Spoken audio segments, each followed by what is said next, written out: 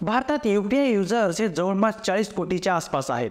2023 मध्ये जवळपास 16 लाख कोटींपेक्षा जास्त व्यवहार यूपीआय द्वारे झाले आहेत।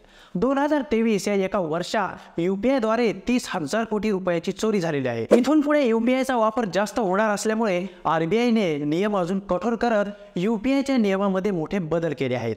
काय आहेत ते नियम तेच आज आपण जाणून घेऊयात।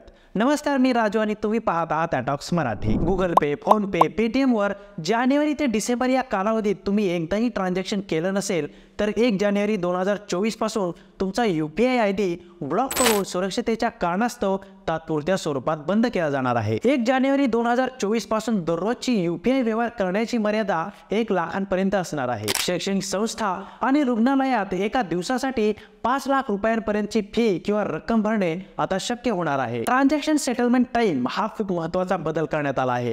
आता 2000 पेक्षा जास्त रकमेचे व्यवहार पूर्ण होण्यासाठी तुम्हाला 4 तास लागणार आहेत। आरबीआयने सायबर गुन्हे रोखण्यासाठी हा अत्यंत महत्त्वाचा बदल केला आहे। जर तुम्ही नेहमीच्या कोणाला तरी 2000 पेक्षा जास्त पैसे पाठवत असाल तर तिथे हा नियम लागू होत नाही। जर तुम्ही नवीन व्यक्तीशी म्हणजेच नवीन दुकानदार, किराणावाला किंवा हॉटेल यांच्याशी व्यवहार केला असेल तर हा व्यवहार पूर्ण व्हायला 4 तास लागतील। यूपीआय ट्रान्झॅक्शन कॅन्सलेशन ऑप्शन हा देखील एक खूप महत्त्वाचा बदल आहे। ज्यात तुम्ही जर चुकून कोणाला पैसे पाठवले किंवा कोणीतरी तुमच्याशी फ्रॉड करून पैसे घेतले असतील तर ते तुम्ही 4 तासाच्या आत ते ट्रान्झॅक्शन कॅन्सल करू शकता आणि काही वेळातच तुमचे पैसे तुमच्या अकाउंटवर येतील।